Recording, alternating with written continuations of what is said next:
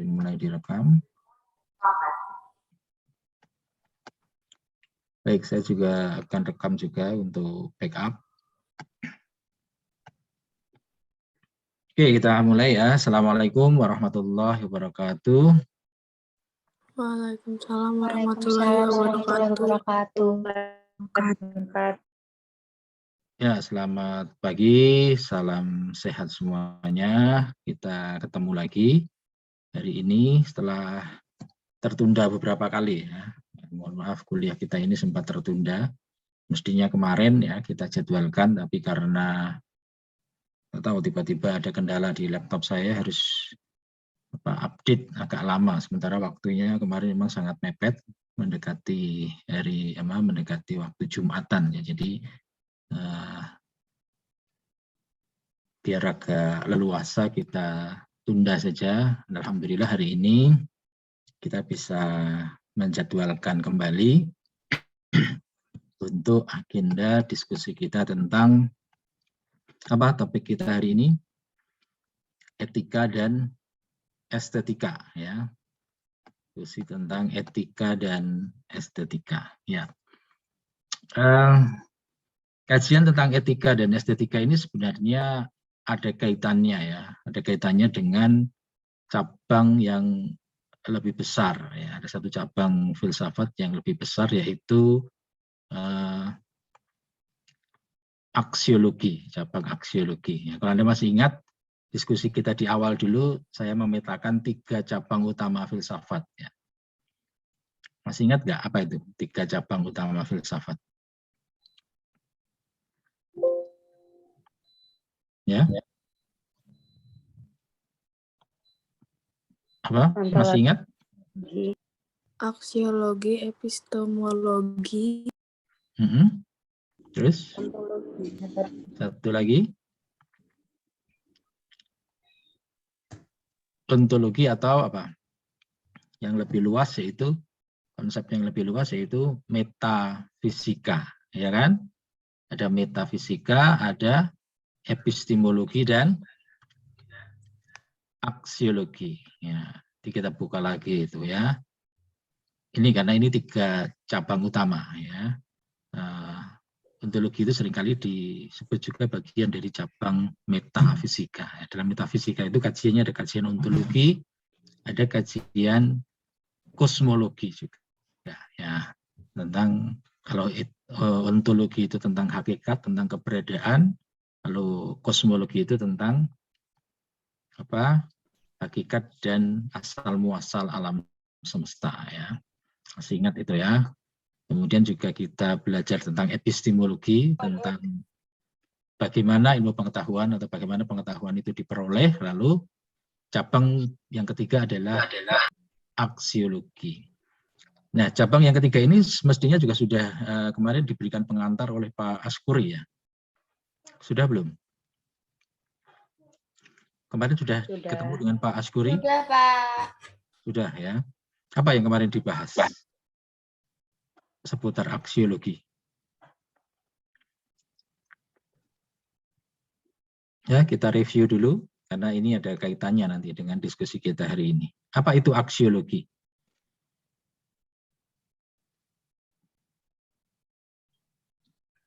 Aksiologi itu mengkaji tentang apa saja? Nilai. Nilai. Ya. Bagaimana tentang nilai itu?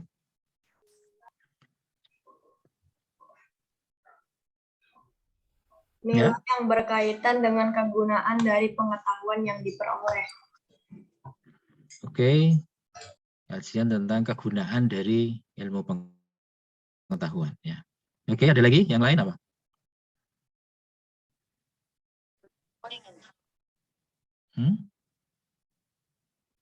Apa? Aksiologi adalah teori tentang nilai. Oke, ya. Lebih jelas lagi, lebih detailnya.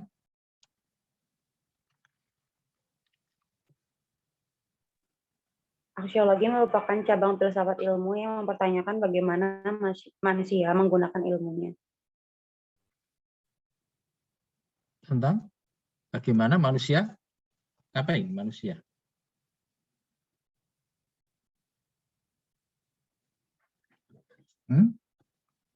Apa intinya yang dikaji dalam aksiologi itu?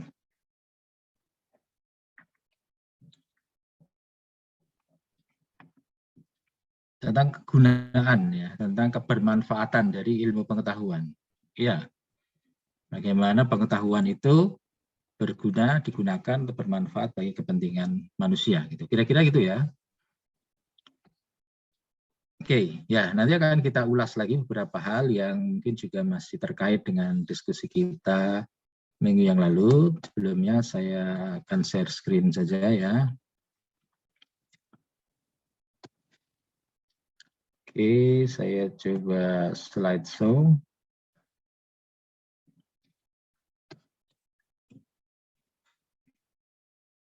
Oke, sudah kelihatan ya? Sudah kelihatan slide saya? Sudah, Pak. Sudah, Pak. Baik, ya. Jadi fokus diskusi kita pagi hari ini adalah tentang konsep etika dan estetika. Ya. Nah, apa itu etika dan apa itu estetika nanti akan kita lihat satu persatu. Tapi sebelum masuk ke sana, saya sekali lagi mau mengingatkan yang ini. Ini selalu saya ulang-ulang di presentasi saya ya, biar Anda hafal. Gitu. Karena ini gambaran tentang 3 cabang utama, 3 area utama dalam kajian filsafat. Ya. Jadi kalau kita diskusi tentang filsafat itu pasti kita akan masuk pada 3 area penting ini. Apa 3 area itu? Yang pertama adalah metafisika yang sudah kita diskusikan beberapa waktu yang lalu, yang menjawab pertanyaan tentang what is real, apa yang nyata. Nah, bagian dari metafisika itu mempelajari tentang ontologi, ya, mempertanyakan tentang eksistensi dan keberadaan, lalu kosmologi yang membahas tentang hakikat dan asal muasal dari alam semesta. Lalu area yang kedua adalah epistemologi, ya, yang menjawab pertanyaan how do we know, bagaimana kita mengetahui, bagaimana kita mendapatkan pengetahuan, bagaimana kita mendapatkan ilmu pengetahuan. Ya. Kita bisa mengetahui itu dengan cara atau melalui experience, pengalaman, reasoning, melalui penalaran, authority, melalui otoritas, ya, orang yang punya otoritas, lalu melalui intuisi atau pengalaman batin, pengalaman spiritual, dan bisa juga melalui active construction, ya, melalui eksperimen, uji coba, ya, trial and error. Ini salah satu cara kita untuk mengetahui sesuatu. Nah, lalu cabang yang ketiga adalah aksiologi. Area yang ketiga adalah aksiologi. Ini menjawab pertanyaan what is right tadi, nilai-nilai, apa yang benar, apa yang salah, apa yang seharusnya dilakukan dan apa yang tidak seharusnya dilakukan. Nah, bagian dari kajian aksiologi ini adalah kita akan bicara tentang ethics dan estetik, ya, etika dan estetika. Itulah kenapa diskusi kita hari ini tentang etika dan estetika ini sebenarnya kelanjutan dari diskusi tentang aksiologi, ya, sebagai cabang, salah satu cabang besar dalam filsafat. Oke, ini diingat-ingat kembali ya, 3 area kajian filsafat. Sekarang kita masuk pada konsep etika. Nah, dalam konsep etika itu juga ada istilah lain yang disebut dengan etiket. Apalagi itu. Apa bedanya etika dan etiket itu? Ada yang tahu? Ada yang sudah belajar tentang etika. Apa itu etika? Perilaku. Yang mengacu pada seorang atau perilaku. Perbuatan-perbuatan manusia. Moral. Tata krama. Kebiasaan. Ya, perilaku tapi dari aspek apanya? Tapi kan bukan perilakunya itu sendiri, bukan tindakannya itu sendiri, tetapi apa? Panduan, ya, panduan tingkah laku, panduan berperilaku, ya kan? Panduan moral. Etika itu bicara tentang moral atau panduan berperilaku, panduan tata laku, ya. Jadi itu yang disebut dengan etika, ya. Jadi bagaimana kita berperilaku itu kan mestinya ada panduannya, ya. Ada acuannya. Nah, acuan atau panduan dalam berperilaku itu seringkali disebut dengan etika. Lalu bagaimana dengan etiket? Apa itu etiket itu? Sopan santun. Oke, ya. Kata etiket itu seringkali disamakan dengan istilah sopan santun, ya. Jadi apa itu sopan santun? Ya, sopan santun itu sesungguhnya juga bagian dari etika. Jadi penerapan dari etika, ya. Penerapan dari etika yang lebih khusus, gitu ya. Jadi kalau etika itu sifatnya umum, ya, sifatnya universal. Nah, kalau etiket ini sifatnya lebih operasional, ya, lebih aplikatif.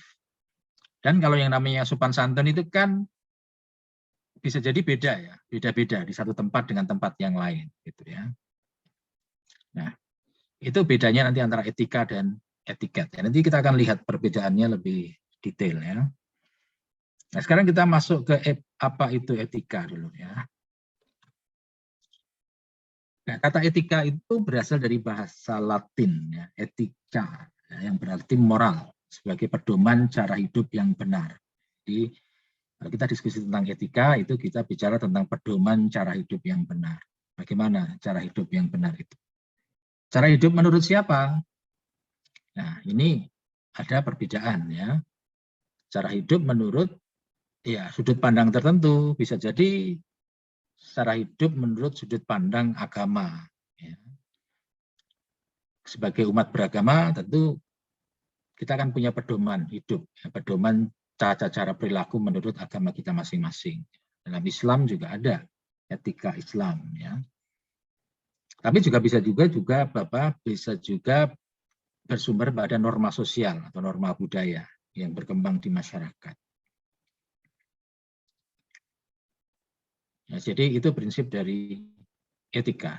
Nah, etika seringkali juga dikaitkan dengan kata moral. Meskipun ini istilah yang lain lagi, ya, dalam bahasa Latinnya itu mos atau mores jamaknya, yang berarti adat, kebiasaan, ya, kebiasaan cara hidup seseorang dalam melakukan perbuatan yang baik atau kesusilaan. Kesusilaan itu lawannya asusila. Ya, jadi etika juga berkaitan dengan tindakan kesusilaan, ya, perilaku cara hidup yang dipandang sebagai susila atau kesusilaan, ya. Nah, itu beberapa makna tentang etika, ya. Dan juga kalau dalam bahasa yang lain, dalam bahasa Yunani sebenarnya kata etika itu juga ada, ya, yang asalnya dari kata ethos. Ethos itu intinya yang mengikuti adat kebiasaan atau watak kesusilaan, ya. Nah, konsep ethos itu seringkali juga dikaitkan dengan semangat khas kelompok tertentu, ya. Misalnya kan ada istilah ethos kerja, ya.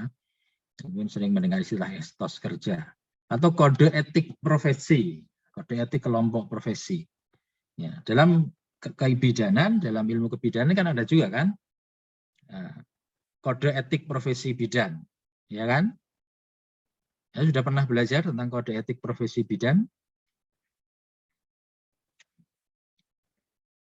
Yang sudah ambil profesi mestinya sudah tahu, ya, apalagi Anda disumpah, Anda sudah disumpah dengan sumpah bidan. Sumpah bidan itu kan intinya kesediaan untuk mengikuti kode etik profesi, ya kan? Nah, ini juga bagian dari konsep etika itu. Atau bisa juga norma yang dianut oleh sekelompok orang, sekelompok masyarakat yang mengenai perbuatan yang baik dan benar itu seperti apa. Nah, lalu dalam filsafat, etika itu kita pahami sebagai studi tentang prinsip-prinsip perilaku yang baik dan benar, gitu ya, sesuai falsafah moral. Ya. Jadi dalam studi tentang etika kita belajar tentang prinsip-prinsip perilaku yang baik dan benar itu seperti apa. Oke, ini secara umum tentang apa itu etika, ya, yang berbicara tentang apa? Pedoman perilaku, pedoman berperilaku yang baik dan benar. Nah, lalu berikutnya apa itu etiket? Ya, etiket tadi yang disebut sebagai sopan santun tadi ya. Jadi ini penerapan praktis dari etika. Nah, bedanya antara etiket dengan etika ini, kalau etiket itu implementasinya bisa bervariasi antara satu tempat dengan tempat yang lain, antara satu profesi dengan profesi yang lain. Ya. Bahkan juga antara satu waktu dengan waktu yang lain, itu bisa jadi berubah. Gitu. Kenapa bisa berubah? Kenapa sopan santun itu kok bisa berubah? Kira-kira kenapa? Kok bisa berbeda-beda?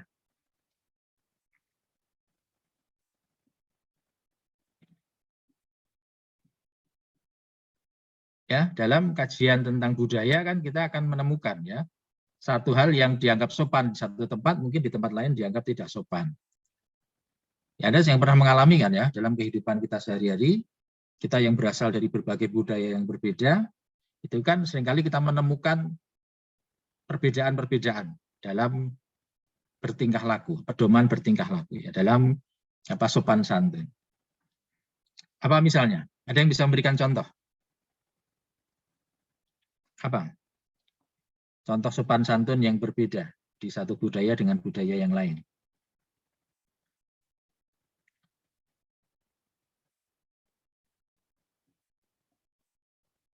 Halo? Saya yang bisa memberikan contoh? Saya Bapak.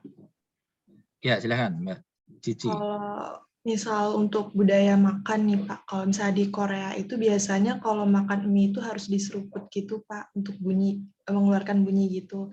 Tapi kalau misalnya di Indonesia itu dianggap kurang sopan Bapak. Oke. Ya, contoh yang menarik. Ini pasti fans penggemar penggemar film Korea ya. Anda bisa mengamati atau pernah ke Korea? Belum pernah, sudah pernah ya? Belum pernah Bapak. Oh, belum ya. Tapi paham banget itu budaya Korea. Nah, ya, nggak apa-apa, itu bagus ya. Kita bisa membandingkan gitu ya. Nah, di satu budaya tertentu ya, tadi ya, makan dengan diseruput ya, dengan bunyi yang keras itu biasa gitu ya. Nah, tapi di Indonesia, di tempat lain mungkin itu dianggap sesuatu yang tidak sopan. Tata cara makan ini yang banyak ya di mana-mana di beberapa tempat ya. Oke, ya satu contoh yang menarik. Ada yang bisa memberikan contoh lain? Apa kira-kira? Itu tadi contoh sopan santun ya, yang memang relatif gitu ya, karena itu tergantung dengan budaya masing-masing. Ya, di budaya kelompok tertentu ada juga yang biasa makan itu pakai tangan ya. Bahkan kalau zaman Nabi itu nggak makan pakai tangan. Kenapa? Ya karena yang dimakan korma gitu ya. Kalau Anda makan sup gitu ya pakai tangan ya susah, pakai jari maksudnya. Anda minum makan sup itu pakai jari ya nggak habis-habis gitu ya. Nah, di budaya tertentu ya makan pakai jari itu biasa gitu ya. Tapi mungkin ada di budaya tertentu yang dianggap tidak sopan. Makan ya harus pakai sendok atau pakai sumpit jadi ya, kalau di Korea atau di Jepang atau di Cina gitu ya. Nah, itu baru dari tata cara makan. Ada banyak hal yang lain juga yang sopan santun itu bisa berbeda di satu tempat dengan tempat yang lain. Ya, itu kaitannya dengan tempat. Bisa juga kaitannya dengan waktu gitu ya. Jadi zaman dulu sopan santun di zaman dulu dengan sopan santun di zaman sekarang juga mungkin sudah berubah. Zaman saya jadi mahasiswa ya, itu kalau mau nemui dosen itu ya, itu nggak berani sampai telepon gitu ya, apalagi chat WA gitu. Karena zaman dulu memang belum ada WA, belum ada handphone ya. Zaman saya mahasiswa HP aja belum ada. Nah, gimana kalau mau menemui dosen? Ya kita tunggu di kantornya sampai beliau hadir gitu ya. Kita tunggu di depan ruangannya, di depan kantornya sampai beliau datang gitu. Ya.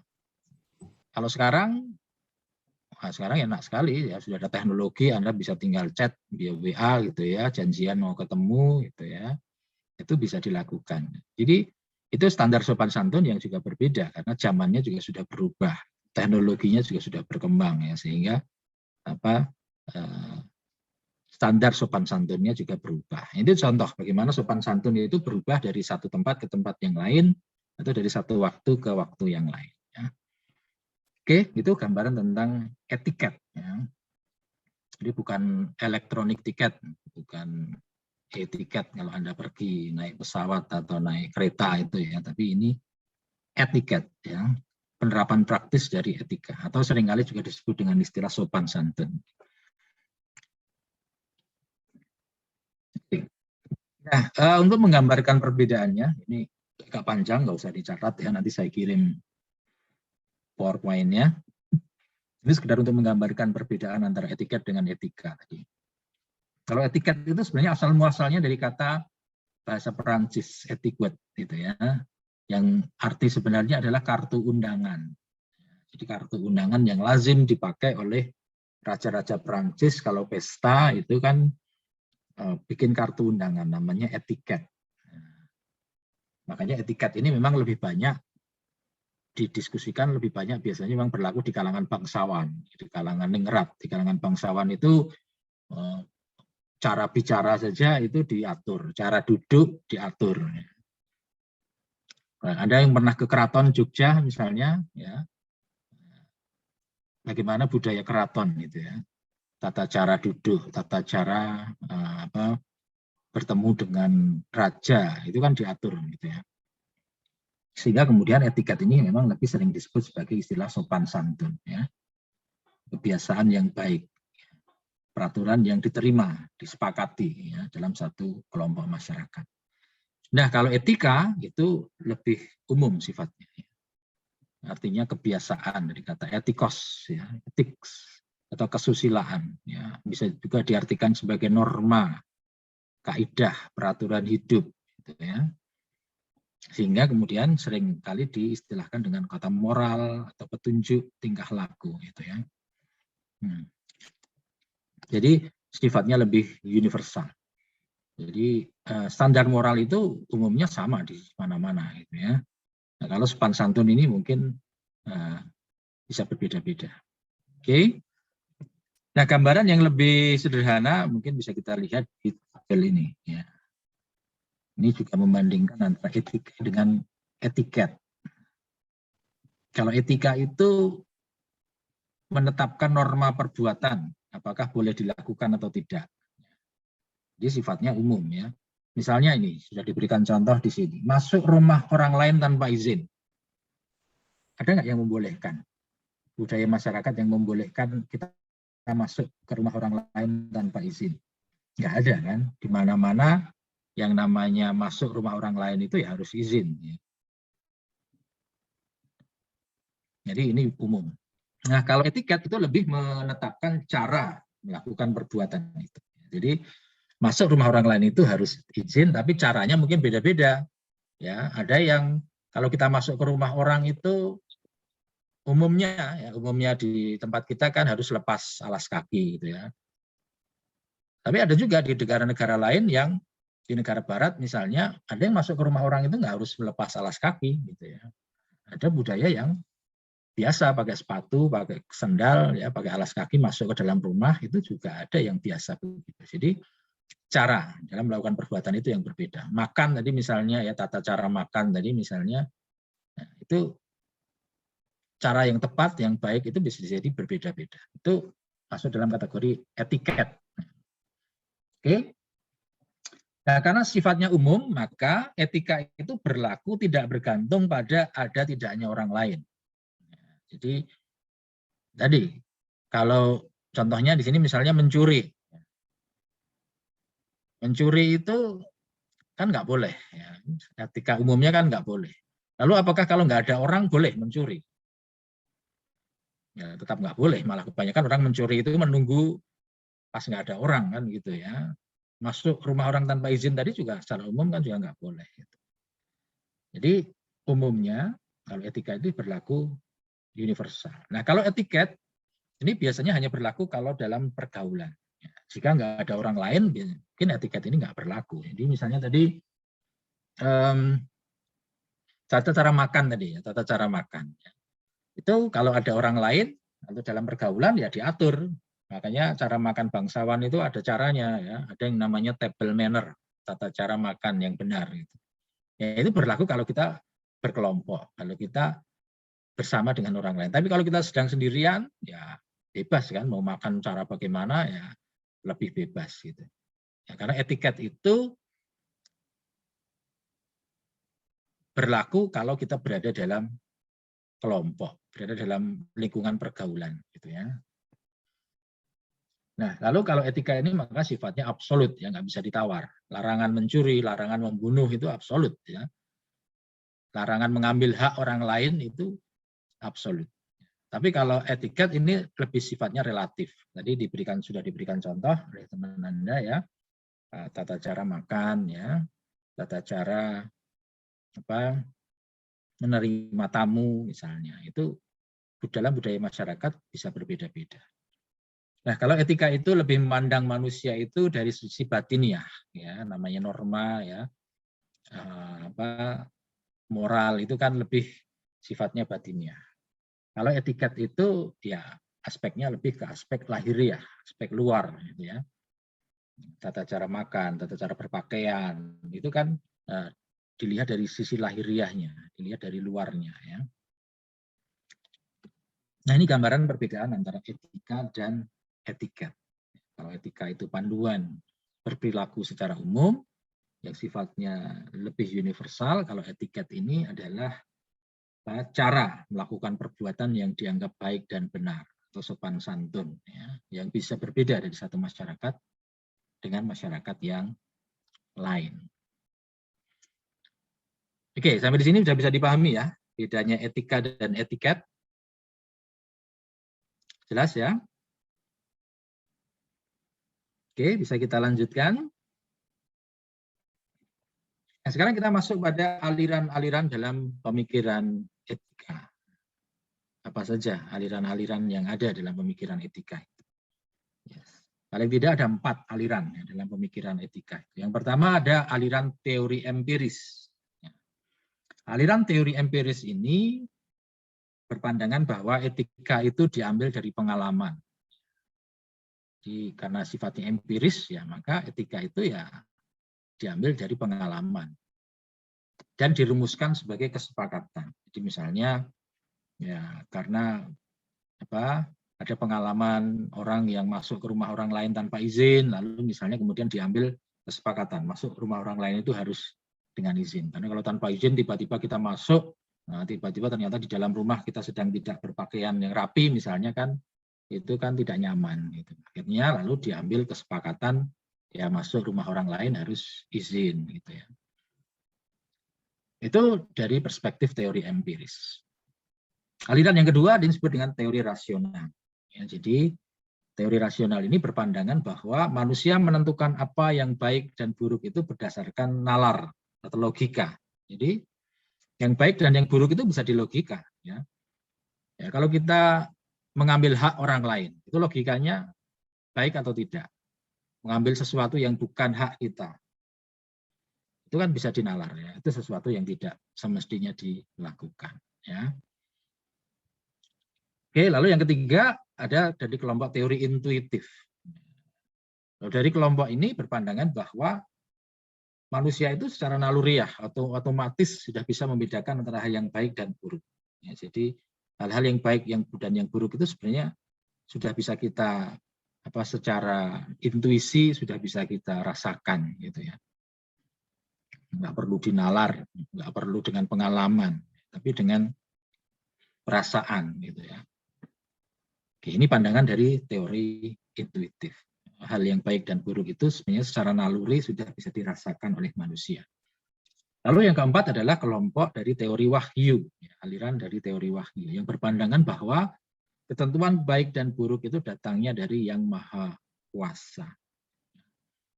Nah, inilah kenapa ajaran agama itu juga dianggap sebagai pedoman perilaku, pedoman moral ya, karena dalam ajaran agama itu ada wahyu, ya, ada perintah-perintah yang bersumber dari wahyu. Ya. Apa misalnya? Ya, kalau dalam Islam misalnya yang mengatur tentang halal dan haram misalnya gitu ya. Makanan yang halal, mana makanan yang haram itu berdasarkan wahyu. Bukan berdasarkan pengalaman, ya. Bukan berdasarkan intuisi ya, tapi ketentuan tentang halal dan haram itu ya kita harus mengikuti ketentuan wahyu Tuhan, gitu ya, ketentuan yang ada dalam Al-Quran, gitu, yang ditentukan oleh Allah, gitu ya. Nah, ini contoh pandangan dari teori wahyu. Jadi ini 4 aliran dalam pemikiran etika. Ya. Oke, nah selanjutnya kita akan masuk pada karakteristik etika Islam. Di UNISA sebagai universitas Islam ya, yang berdasarkan nilai-nilai Islam, maka itu kita perlu paham ya, bagaimana karakteristik etika Islam itu.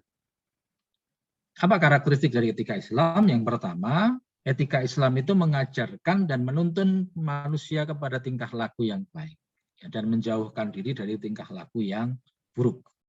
Saya kira ini prinsip umum ya dalam etika agama manapun juga sama ya.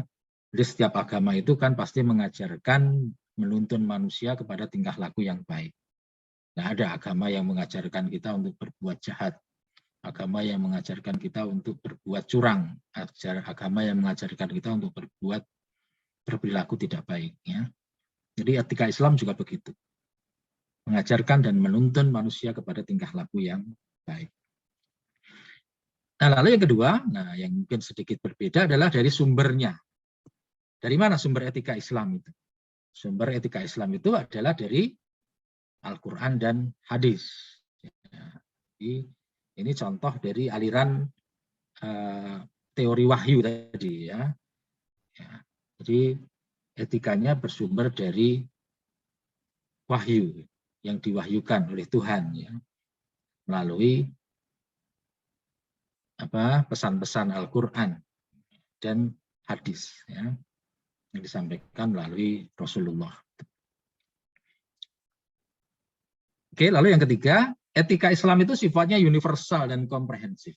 Jadi etika Islam itu berlaku untuk siapa saja sesungguhnya dan mengatur segala aspek kehidupan manusia. Jadi etika Islam itu mengatur tentang bagaimana kita berperilaku kepada orang lain, gitu ya. Bagaimana kita berperilaku juga terhadap lingkungan, ya. Itu makanya etika Islam itu sifatnya universal dan bisa diterima oleh siapapun, ya, di segala waktu dan tempat. Kenapa? Karena yang berikutnya juga, sifat yang berikutnya, karakter yang berikutnya, ajaran-ajaran dalam etika Islam itu praktis, tepat dan cocok dengan fitrah manusia. Jadi sebagai orang Islam, ya, kita yakin bahwa ajaran-ajaran Islam itu sesuai dengan fitrah manusia, tidak bertentangan dengan fitrah manusia, ya kan? Jadi pedoman-pedoman etika Islam itu tidak ada yang bertentangan dengan fitrah manusia. Karena kan juga jelas ya, Allah juga sudah menegaskan bahwa Allah itu tidak akan membebani seseorang itu di luar batas kemampuannya. La yukallifullahu nafsan illa wus'aha, gitu ya. Jadi itu prinsip penting dalam etika Islam.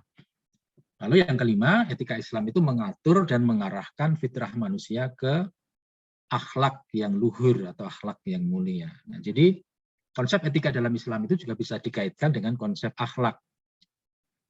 Jadi kalau kita bicara etika Islam, maka bisa juga dikaitkan dengan konsep akhlak. Ya. Jadi, itu gambaran tentang karakteristik etika Islam, ya, karakteristik etika Islam. Oke, sekarang kita lihat dalil-dalilnya, contoh-contoh dalilnya di mana kita temukan etika Islam itu. Misalnya, ya, beberapa contoh saja, karena itu banyak sebenarnya dalam Al-Quran dan hadis, pedoman etika Islam itu bisa kita peroleh. Satu contoh saja yang penting, yaitu larangan untuk berbuat kerusakan. Itu bisa kita baca di surat Al-A'raf ayat 56. Oke, sambil tadarus mungkin ada yang bisa membantu membacakan ayatnya. Kita bisa dicari di Al-Quran, surat Al-A'raf ayat 56.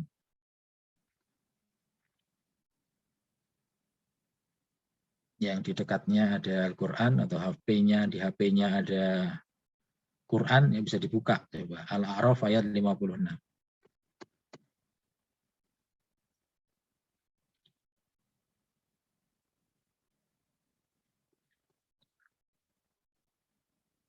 Ada yang bisa membacakan? Saya Pak Ya, silakan. Siapa ini? Mufidah Pak. Mufidah. Ya, silakan. Mufidah. Bismillahirrahmanirrahim.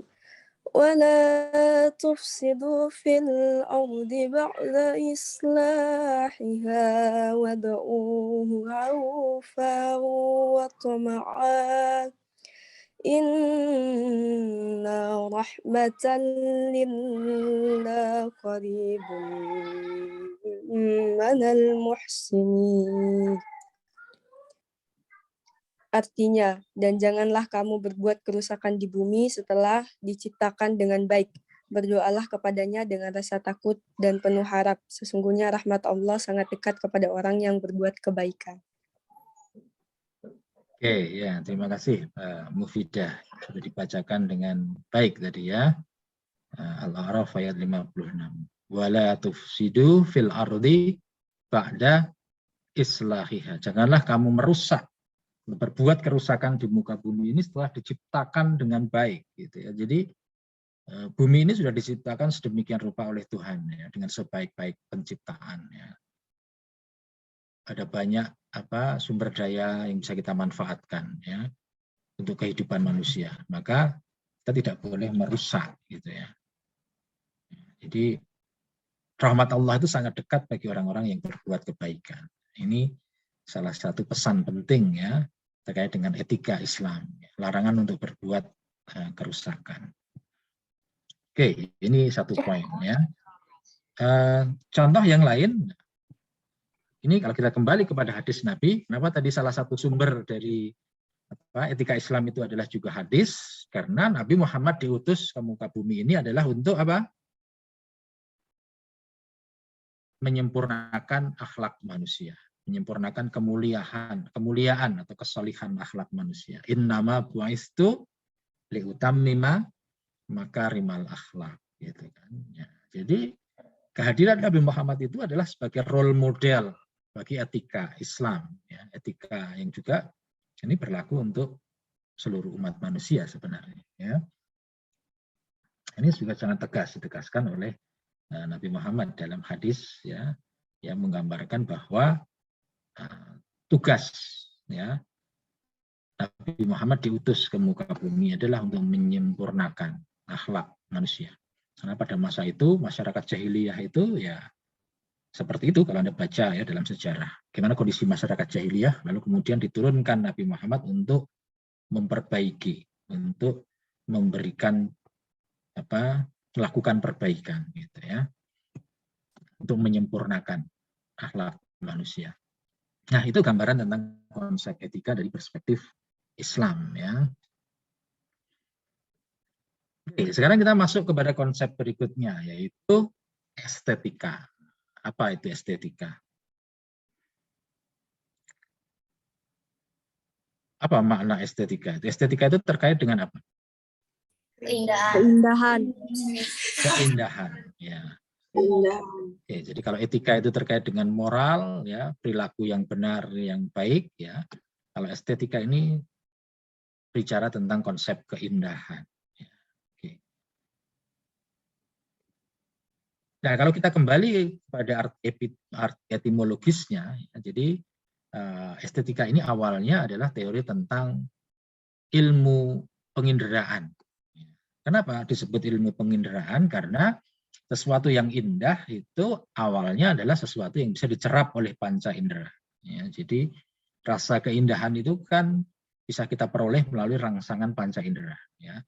Kita bisa melihat pemandangan itu indah ya karena bisa kita lihat dengan mata kita. Kita bisa mendengar musik itu indah karena bisa kita dengar dengan telinga kita. Kita bisa merasakan keindahan makanan gitu ya, keindahan apa yang kita makan itu karena bisa kita rasakan dan bisa kita cium gitu misalnya ya. Kita bisa dengan hidung kita bisa merasakan itu gitu ya. Jadi secara etimologis, estetika itu adalah teori tentang penginderaan. Nah, lalu secara umum, estetika kemudian dilihat sebagai sebuah cabang filsafat yang membahas tentang keindahan atau hal yang indah. Yang ada di mana?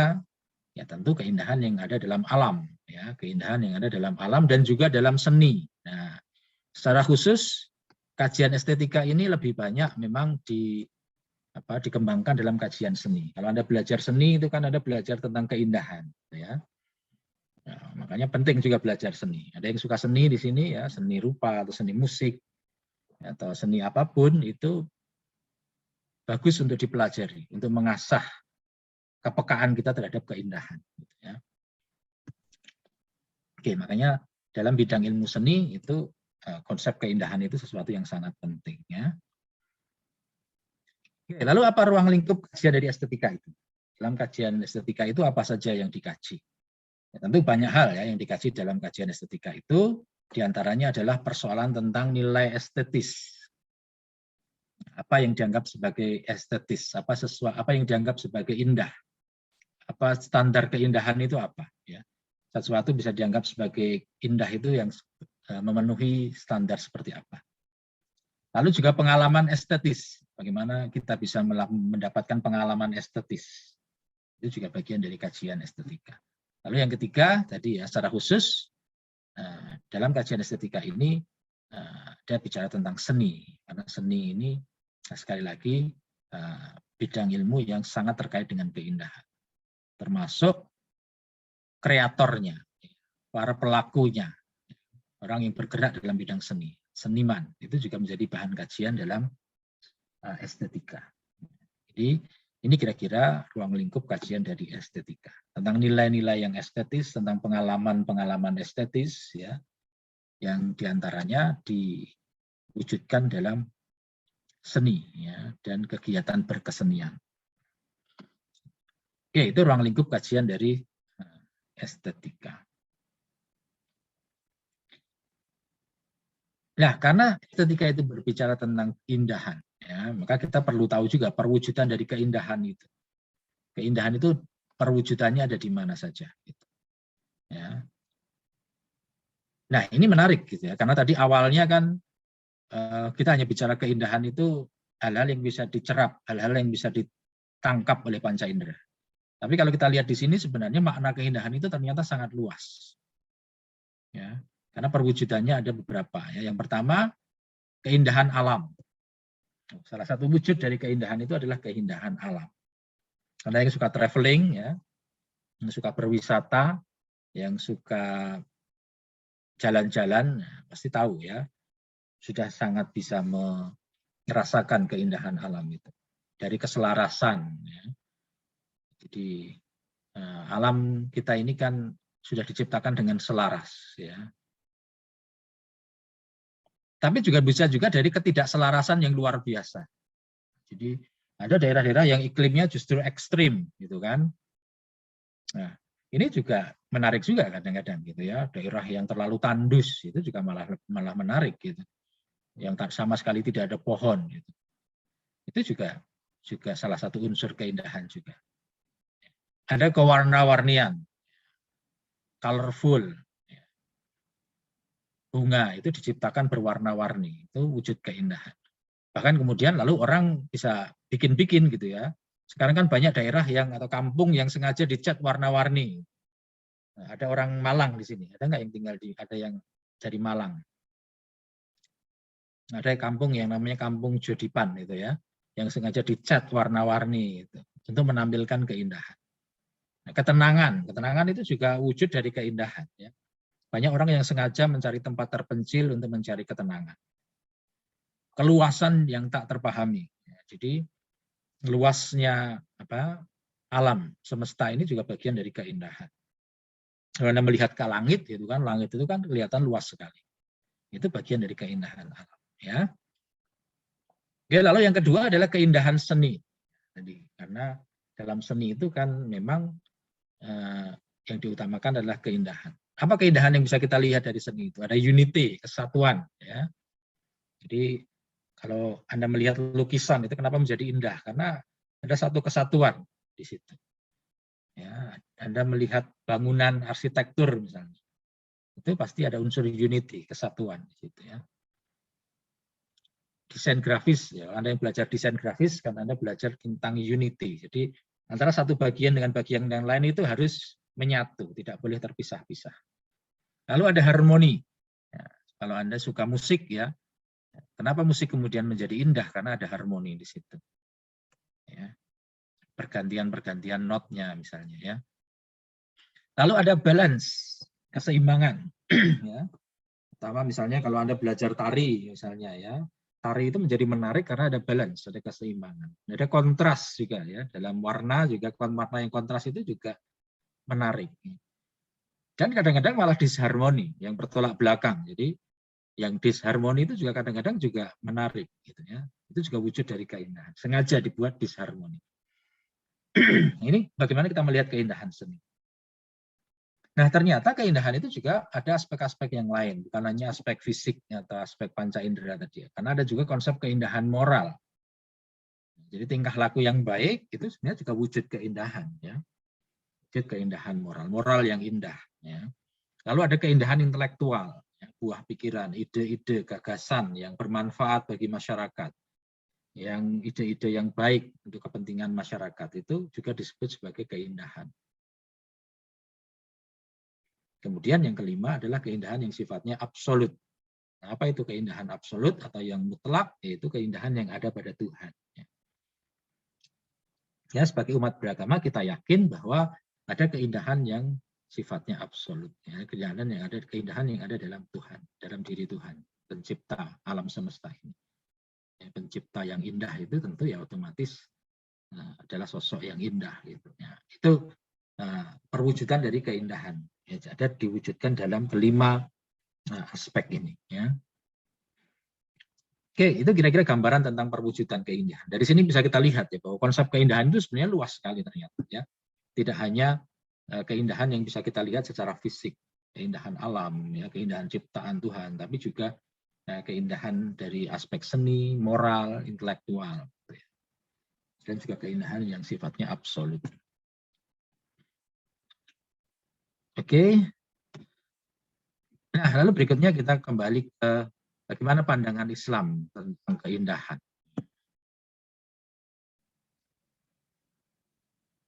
Oke, Islam itu mengajarkan tentang keindahan atau tidak? Mengajarkan. Oke, dari mana dalilnya misalnya? Siapa tadi yang menyebut tadi?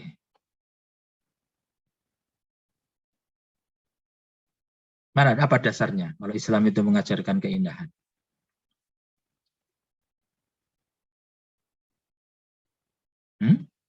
Dasarnya dari mana? Siapa tadi yang bilang mengajarkan tadi? Ada nggak dasarnya? Dasarnya dari mana? Anda bisa meyakini bahwa Islam itu mengajarkan keindahan. Lihat dari ciptaannya, Pak.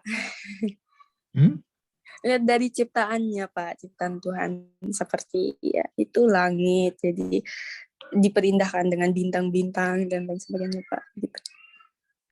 Oke, ya, bisa kita lihat dari ciptaan Tuhan yang memang indah, gitu ya. Ya. Oke, ada beberapa ayat Al-Quran yang ada beberapa dalil dalam Al-Quran yang bisa kita lihat, banyak sebenarnya, ya, tapi kita lihat beberapa contoh saja yang menggambarkan tentang keindahan. Nah, ini yang sudah saya tampilkan ini misalnya di surat Al-Hijr ayat 16. Oke, kita kembali tadarus lagi ya. Coba dilihat surat Al-Hijr. Surat Al-Hijr itu surat ke berapa? 15 kalau nggak salah ya. Coba dicek. Surat Al-Hijr, surat ke-15 ayat 16. Al-Hijr itu artinya bukit. Jadi bukit. Nama suratnya sendiri sudah menggambarkan keindahan, ya kan? Kalau Anda berwisata ke bukit itu kan di situ Anda akan melihat keindahan bukitnya itu sendiri. Lalu kalau Anda naik ke bukit itu Anda bisa melihat keindahan di sekelilingnya. Ini salah satu dokumentasi ya dalam Al-Qur'an yang menggambarkan tentang keindahan itu ada di surat Al-Hijr ya. Sudah ketemu Al-Hijr ayat 16? Sudah, Yang Pak. bisa Sudah, Pak. membacakan? Silakan, ada yang bisa membacakan gantian? Siapa? Saya, Pak. Ya, silakan. Siapa? Anissa. Iya, Pak. Ya, silakan. Bismillahirrahmanirrahim. Walaqad ja'alna fis samai burujan wa zayyanaha lin-nazirin. Yang artinya, dan sungguh kami telah menciptakan gugusan bintang di langit dan menjadikannya terasa indah bagi orang yang memandangnya. Shadaqallahul azim. Ya, terima kasih, Mbak Anissa. Ya, jadi ini salah satu gambaran tentang keindahan apa tadi? Perwujudan dari keindahan apa ini? Langit. Langit, Apa? gugusan bintang di langit. Ya, bagian apa tadi? Dari wujud keindahan tadi masuk keindahan apa ini? Keindahan alam semesta, Pak. Ya, keindahan alam ya. Bagian dari keindahan alam itu diantaranya adalah dengan diciptakannya gugusan bintang-bintang. Walaqad ja'alna fis samai burujan. Buruj itu artinya bintang-bintang. Wa zayyanaha lin-nadirin. Lalu menjadikan itu sebagai hiasan ya, sebagai hiasan yang bisa dilihat bagi orang-orang yang memandangnya. Ya, kita yang punya kemampuan memandang bintang-bintang itu harus bersyukur. Nah, kita bisa melihat bintang-bintang itu sebagai hiasan ya, sebagai sesuatu yang menggambarkan keindahan ya. Kalau malam hari kan kita suka ya, kalau keluar gitu ya, ya terutama kalau saat cuacanya cerah gitu, kita melihat bintang-bintang itu kan indah sekali gitu. Nah, ini salah satu gambaran dari surat Al-Hijr. Maka langit yang cerah dan ada bintang-bintangnya itu adalah wujud dari keindahan ya. Oke, satu lagi. Ini masih di surat Al-Hijr ayat yang 19. Ini gambaran juga tentang konsep keindahan dalam Al-Qur'an. Oke, gantian siapa lagi yang membaca ini? Surat yang sama ayat 19. Saya, Pak. Oke, silakan siapa ini? Tut Nabila. Ya, silakan. Bismillahirrahmanirrahim. Wal arda madadnaha wa alqayna fiha rawasiya wa anbatsna fiha min kulli syai'in mawzun. Yang artinya, dan kami telah menghamparkan bumi dan kami pancangkan padanya gunung-gunung serta kami tumbuhkan di sana segala sesuatu menurut ukuran. Shadaqallahul azim. Oke, terima kasih. Tut Nabila ya sudah membacakan Al-Hijr ayat 19. Nah, ini kan juga ilustrasi tentang keindahan. Ya, ini malah mengingatkan zaman saya masih kecil gitu ya. Saya nggak tahu pengalaman Anda sama nggak? Dulu waktu masih kecil kalau diminta gambar pemandangan itu apa yang digambar? Gunung, kelapa. Sama ya, berarti masih sama ya. Konsep tentang keindahan alam itu sama ya. Kalau diminta gambar pemandangan itu biasanya gambar dua gunung gitu ya. Ya enggak, lalu di tengahnya ada apa? Ada jalan, lalu ada sawah, ada pohon kelapa gitu. Sama ya, masih sama ya ternyata.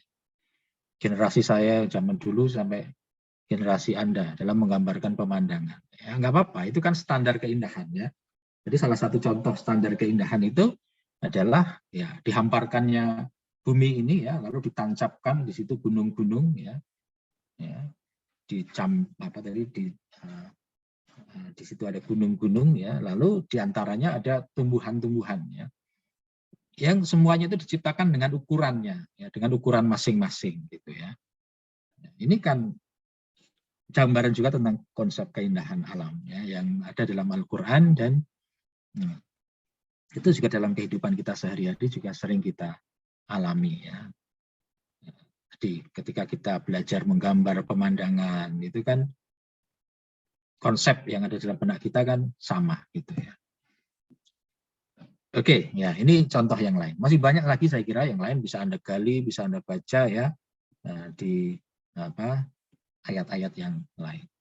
Tapi ada satu hal lagi yang saya tambahkan yang sangat penting juga ya, kaitannya dengan konsep keindahan tadi ya. Dalam ajaran Islam ya, Tuhan sendiri itu ya kita nyatakan sebagai sumber dari keindahan ya. Kita bisa baca di hadis Nabi, innallaha jamilun yuhibbul jamal. Ya. Sesungguhnya Allah itu indah dan mencintai keindahan. Gitu ya. Jadi ini gambaran yang secara tegas ya, menggambarkan bahwa tadi secara absolut ya, Tuhan itu sendiri adalah sumber keindahan. Ya. Gambaran dalam Al-Quran saya kira juga sangat jelas gitu ya. Al-Quran itu sendiri adalah bukti keindahan itu ya. Kalau Anda baca Al-Quran ya, atau baca pendapat-pendapat orang-orang yang ahli syair ya, itu pasti menyatakan bahwa Al-Quran itu satu kitab yang paling puitis gitu. Susunan kalimatnya sangat puitis, tidak ada yang bisa menandingi. Kalau dibacakan juga enak tadi kan, ya, teman-teman Anda yang membacakan dengan tartil tadi kan enak sekali didengar, apalagi kalau dibaca dengan qiraah, dengan bacaan-bacaan yang indah gitu. Nah, itu sumbernya sendiri ya, sumber ajarannya sendiri itu ditunjukkan dengan keindahan. Belum termasuk tadi keindahan alam, ciptaan-ciptaan Tuhan dan juga konsep-konsep keindahan yang lain, termasuk keindahan moral dan keindahan intelektual. Oke, saya kira itu gambaran tentang konsep estetika ya, dan bagaimana konsep estetika itu dalam perspektif Islam. Jadi Anda nggak perlu ragu-ragu ya bahwa Islam itu juga mengajarkan keindahan. Jadi karena seringkali ada yang berpandangan bahwa Islam itu kotor gitu ya. Islam itu sesuatu yang gambaran tentang Islam itu kan banyak digambarkan terbelakang gitu ya. Nah, ini tidak benar, gambaran yang tidak benar ya, karena sesungguhnya hakikat dari keberadaan Tuhan sendiri adalah menyukai ya, keindahan, mencintai keindahan. Oke, sudah habis ya. Saya kira cukup sampai di sini untuk pengantar diskusi kita hari ini. Pas jam 9 kita masih ada waktu untuk berdiskusi. Silakan kalau ada yang mau bertanya, ada yang mau berpendapat seputar konsep etika dan estetika.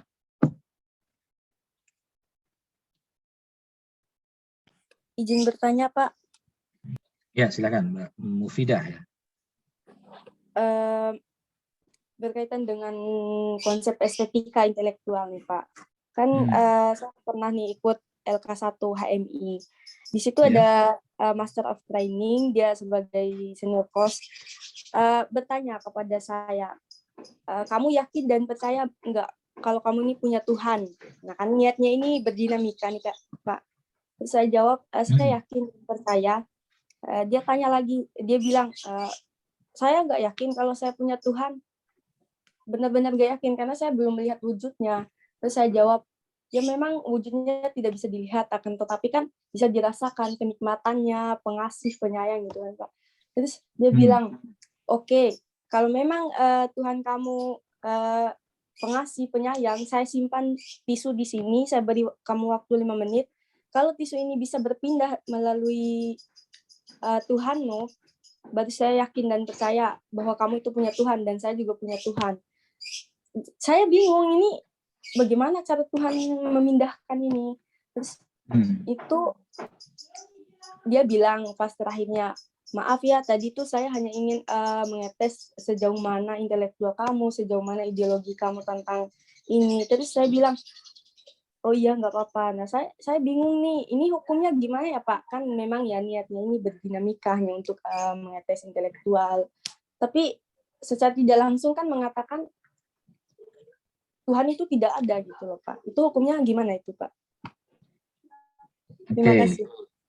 Ya, terima kasih Mbak Mufidah. Ini diskusi yang menarik ya. Jadi seputar keyakinan tentang keberadaan Tuhan ya. Ya, tadi sebenarnya ya selama kemudian di akhir diluruskan kembali itu nggak apa-apa ya. Itu kan karena sebuah proses gitu ya. Karena kadang-kadang kan kita itu yakin tapi tidak bisa memberikan argumen gitu ya. Nah, ini juga tidak pas gitu ya. Kalau keyakinan kita itu hanya asal yakin saja, tapi kita tidak bisa memberikan argumen tentang keyakinan kita tentang keberadaan Tuhan itu. Ya, kalau hanya ikut-ikutan kan juga menjadi lemah gitu ya. Iman, keyakinan kita itu kalau hanya ikut-ikutan itu akan lemah. Maka perlu sekali-sekali sebenarnya pertanyaan seperti itu. Itu pertanyaan filsafat tadi sebenarnya. Oke, Anda yakin dengan ada Tuhan, buktinya apa? Itu pertanyaan filsafat. Oke. Asal kemudian diarahkan, ya diluruskan, diberikan pedoman yang semestinya bagaimana, itu ya nggak masalah. Asal jangan dipotong sampai di situ ya. Karena ini juga pertanyaan-pertanyaan yang seringkali ditanyakan oleh orang ateis gitu ya.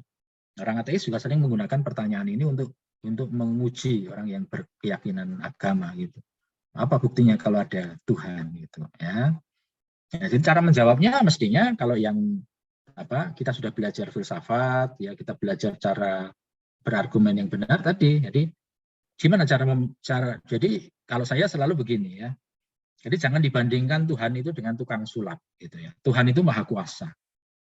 Bisa melakukan segala sesuatu tapi jangan dibandingkan dengan tukang sulap. Apa maksudnya? Kalau tukang sulap itu bisa melakukan sesuatu tanpa dasar, tiba-tiba. Jadi misalnya mindahkan tisu, tiba-tiba pindah gitu ya. Nah itu kerjaan tukang sulap. Ya kalau Tuhan itu melakukan sesuatu itu dengan cara-cara yang saintifik, yang ilmiah, yang bisa dipelajari oleh manusia. Bagaimana Allah menciptakan alam semesta ini, ya misalnya ya, itu kan bisa dipelajari.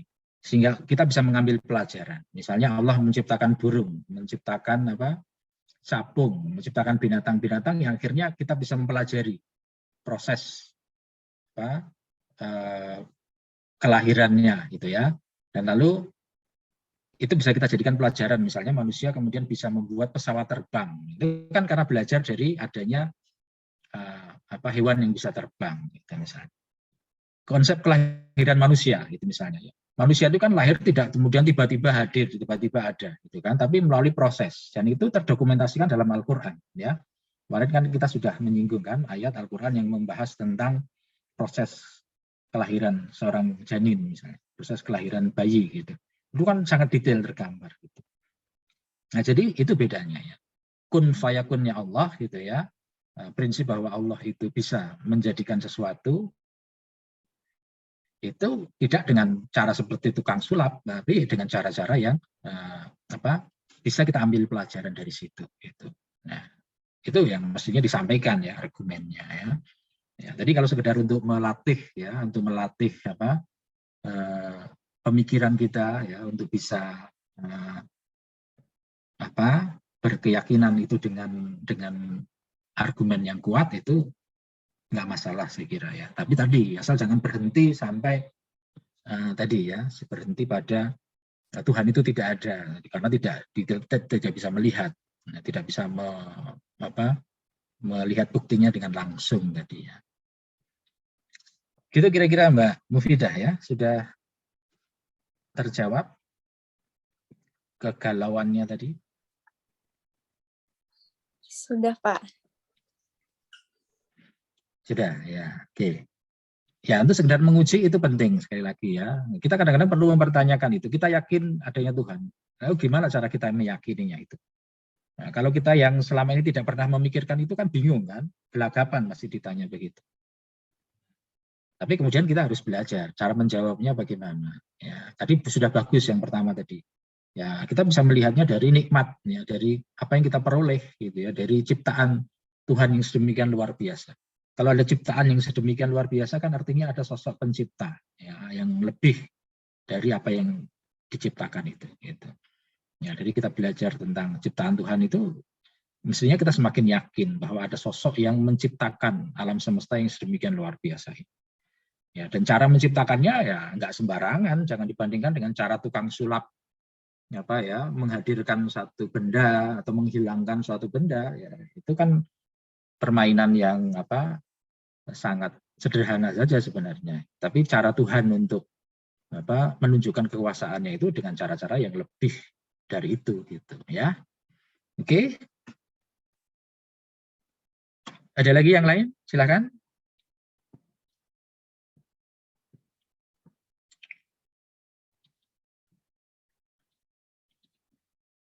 Mumpung masih ada kesempatan, ini kesempatan kita terakhir ketemu ya di kuliah filsafat ilmu.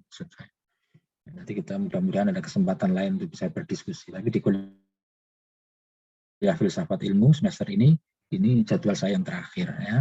Kita manfaatkan waktu kita untuk bisa diskusi. Ada lagi? Ya kalau belum ada, sekarang saya yang bertanya. Saya mau bertanya. Kita sudah belajar tentang konsep estetika tadi ya, etika dan juga estetika. Nah, pertanyaan saya adalah apa sih pentingnya etika itu dalam ilmu pengetahuan? Nah, kita belajar filsafat ilmu kan ini ya. Etika itu kan bisa kita gunakan dalam kehidupan sehari-hari, tapi juga penting dalam pengembangan ilmu pengetahuan. Nah, lalu dalam pengembangan ilmu pengetahuan itu untuk apa kita perlu etika, belajar etika? Izin menjawab, Pak. Ya, silakan. Etika itu sangat-sangat penting dan sangat-sangat dibutuhkan dalam ilmu pengetahuan. Sebab kalau masalah pintar dan adab nih, Pak, kalau orang yang pintar belum tentu beradab, sedangkan orang yang beradab sudah pasti pintar. Sebab kalau masalah pintar juga setan pun, iblis pun jauh lebih pintar ilmunya dibandingkan kita manusia. Jadi diperlukan adab. Sehingga jika pintar dan adab tidak selaras, pintar itu sudah tidak termasuk. Begitu, Pak. Oke, ya, terima kasih Mbak Mufidah ya. Jadi kenapa etika itu penting dalam ilmu pengetahuan? Ya, karena orang pintar itu kan seringkali tidak selalu beretika, tidak selalu beradab. Sehingga kemudian apa yang terjadi? Banyak orang-orang yang pintar akhirnya menyalahgunakan ilmu yang dimiliki, gitu ya. Ilmunya digunakan untuk hal-hal yang tidak semestinya. Banyak ilmu yang digunakan justru untuk merusak bumi ini, gitu ya. Apa contohnya? Saya ambil contoh yang sederhana saja misalnya. Ada sains, ya teknologi nuklir. Saya tahu teknologi nuklir kan ya. Teknologi nuklir itu dibuat untuk apa? Nuklir itu kan bagian dari teknologi energi ya. Jadi energi nuklir itu dibuat untuk memberikan solusi bagi kebutuhan energi manusia, gitu ya. Kayak ada pembangkit listrik tenaga nuklir misalnya ya. Nah itu karena teknologi. Nah tetapi dalam perjalanan sejarah ya teknologi nuklir ini sempat disalahgunakan untuk apa? Ya dibuat bom lalu untuk mengebom kota Hiroshima dan Nagasaki di Jepang, ya kan? Anda belajar sejarah, ada yang pernah ke Jepang, mungkin pernah ke Hiroshima. Saya pernah melihat sendiri ya dampak ya sisa-sisa dari ledakan bom nuklir di Hiroshima dan Nagasaki yang begitu dahsyatnya gitu ya. Jadi itu contoh penyalahgunaan teknologi. Teknologi itu awalnya digunakan untuk kemaslahatan umat manusia, tapi kemudian ya oleh orang-orang yang tidak beradab, tidak beretika tadi ya itu lalu digunakan untuk hal-hal yang tidak semestinya ya, lalu dibikin bom dan digunakan untuk menghancurkan peradaban malahan. Ya itu kan salah gitu ya, tidak seharusnya. Itulah pentingnya etika dalam ilmu pengetahuan. Ada banyak juga sebenarnya yang lain ya, bisa kita diskusikan panjang ya, dilema etika ya dalam pengembangan ilmu pengetahuan. Apa contoh yang lain misalnya? Ada yang bisa memberikan contoh dilema etika ini dalam ilmu pengetahuan?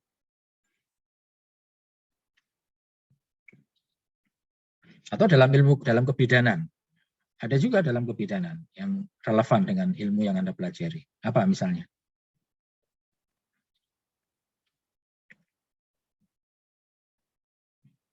Halo, ada yang bisa memberikan contoh?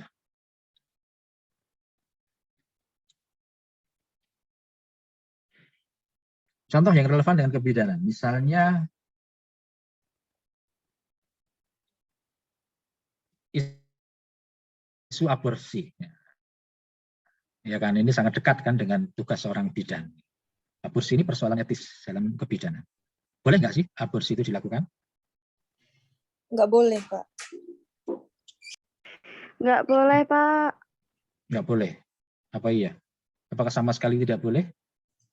Dalam keadaan tertentu mungkin boleh Bapak, tapi kalau misalnya tujuannya untuk menghilangkan nyawa, karena sengaja enggak Bapak.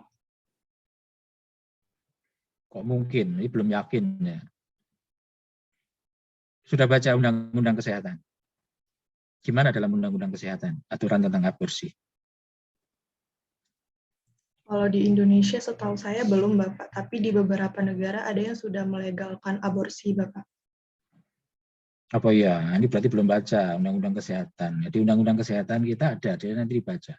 Pasal berapa ya, saya lupa, 75 apa ya, 75, 76 kalau nggak salah. Itu jadi cek nanti. Ada kebolehan untuk melakukan aborsi. Jadi aborsi itu diperbolehkan dalam kondisi kalau situasinya mengancam jiwa, ya, mengancam nyawa ibunya, ya. Jadi kalau situasinya itu kira-kira akan mengancam keberlangsungan nyawa pasien, itu boleh dilakukan aborsi. Syarat yang kedua, ketentuan yang kedua adalah kalau korban perkosaan yang menimbulkan trauma, itu juga boleh dalam undang-undang kesehatan kita, ya. Nah, tapi tentu ada ketentuannya juga gitu ya. Syarat bisa dilakukannya aborsi itu ada syarat usia janin. Usia janinnya tentu ada batasnya. Berapa minggu batas usia janin bisa diaborsi itu? Batasnya adalah 6 minggu. Ya. Jadi sebelum 6 minggu, jadi dengan tadi ya, dengan kondisi yang seperti tadi, itu boleh dilakukan aborsi. Tapi kalau sudah di atas 6 minggu, tetap tidak boleh, alasan apapun. Karena dalam pandangan yang umum, ya, setelah usia 6 bulan itu artinya sudah terbentuk sosok ya seorang manusia yang utuh, gitu ya. Jadi nggak boleh dihilangkan nyawanya kalau sudah di atas 6 minggu. Tapi kalau sebelum 6 minggu, dalam kondisi-kondisi tertentu tadi ya, ancaman ancaman kematian dan juga karena korban perkosaan yang menimbulkan trauma yang dikhawatirkan kalau dipertahankan bayinya itu akan menimbulkan masalah di kemudian hari, maka itu diperbolehkan. Itu undang-undang kesehatan Indonesia. Nah, jadi dilema etik ini juga diatur dalam undang-undang. Ini harus dipahami ya, dan nanti sebagai calon bidan ya, bahkan mungkin ada yang sudah jadi bidan ya, itu harus dipahami ya. Itu satu contoh dalam dunia kebidanan ya. Bagaimana dilema etika tadi. Ternyata sudah ada yang memperbolehkan, tapi dengan syarat-syarat yang tentu harus mengikuti ketentuan yang ketat gitu ya, tidak boleh sembarangan ya. Lalu asal ada orang yang minta aborsi ya dengan dalih itu lalu bisa dilakukan, ini tidak sembarangan, harus dilakukan asesmen dulu. Apakah betul argumennya, alasannya, apakah memang itu alasan yang kuat untuk bisa dilakukan. Gitu. Oke, itu satu contoh bagaimana etika itu dalam kebidanan. Dalam dunia kesehatan yang lain misalnya, ini ada juga isu yang hangat. Belum lama ini dibahas juga di dalam musyawarah di Majelis Tarjih Muhammadiyah, yaitu tentang fenomena eutanasia. Ada yang tahu apa itu eutanasia?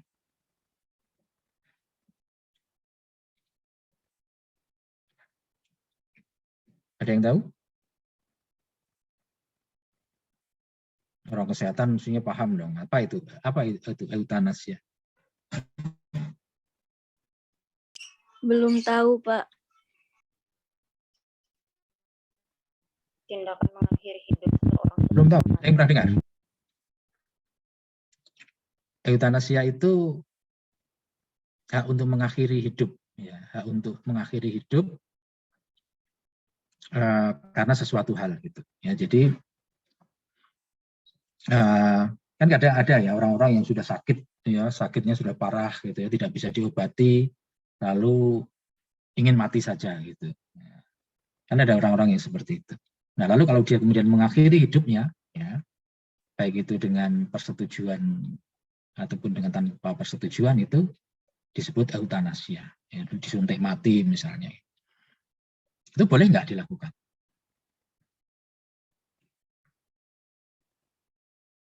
orang yang ingin mengakhiri hidupnya, bukan dengan bunuh diri ya, tapi dengan apa? Treatment yang diberikan oleh tenaga kesehatan. Boleh nggak itu? Itu kalau di Indonesia memang juga tidak boleh. Kalau di Indonesia ketentuannya sampai saat ini tidak boleh. Tapi ada negara yang sudah membolehkan itu. Gitu. Ada negara yang sudah membolehkan eutanasia. Jadi orang-orang yang sudah merasa hidupnya tidak akan karena punya penyakit yang tidak bakal sembuh, lalu memilih untuk mengakhiri hidup. Gitu. Itu ada yang sudah bisnis dilegalkan. Nah ini juga termasuk dilema etis ya dalam dunia kesehatan. Oke, itu contoh etika ya. Lalu yang kedua sekarang kita ke konsep estetika. Bagaimana konsep estetika ini dalam kesehatan? Ada nggak sih hubungan estetika ini dengan ilmu kesehatan?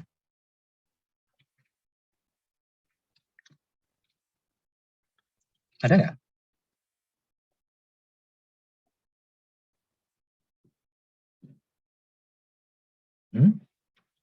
Ada nggak aspek-aspek keindahan dalam kesehatan itu?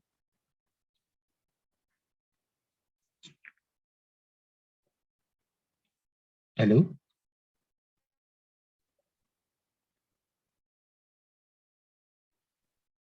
Gimana? Ada, Pak. Ada, Pak. Ada.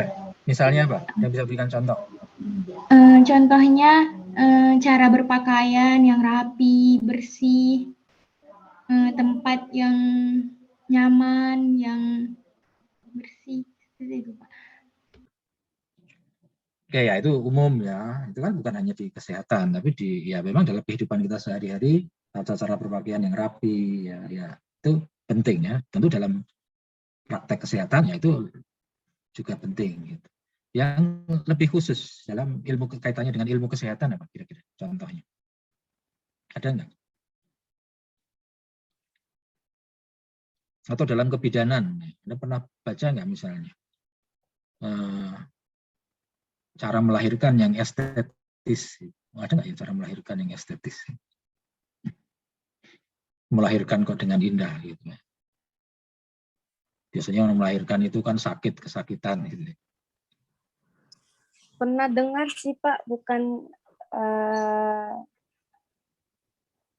bidannya sih yang berkata secara langsung, tapi kayak orang-orang di kampung gitu loh, kan dikasih tahu nih sama bidan, nanti kalau mau melahirkannya itu bersih, darahnya nggak terlalu banyak, kayak minum Surprise dalam 1 minggu itu 1 sendok gitu loh Pak.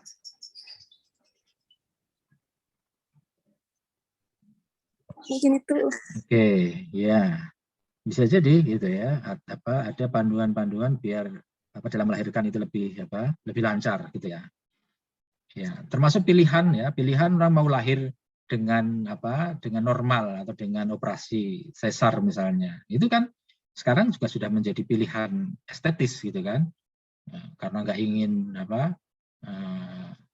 ada bekas yang terlalu kelihatan gitu ya. Akhirnya kemudian pilihannya dengan bedah sesar misalnya, dan pilihan jahitannya pun sekarang juga sudah semakin bervariasi gitu ya.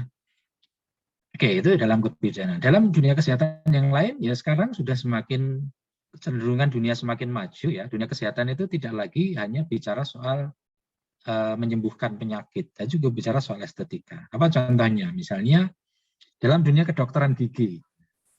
Banyak dokter gigi sekarang itu yang fokusnya pada kedokteran gigi estetis. Apa maksudnya? Misalnya yang suka pasang behel. Pasang pagar. Ada yang pasang pagar nggak ini di giginya ya. Ya pasang behel itu kan untuk kepentingan estetis kan? Lebih banyak untuk kepentingan estetis ya, daripada kepentingan pengobatan gitu kan. Nah, ini contoh ya di dunia kedokteran sekarang banyak dokter-dokter itu yang belajarnya kedokteran gigi estetis karena kecenderungan orang untuk di negara-negara semakin maju, kecenderungan orang sakit gigi itu semakin jarang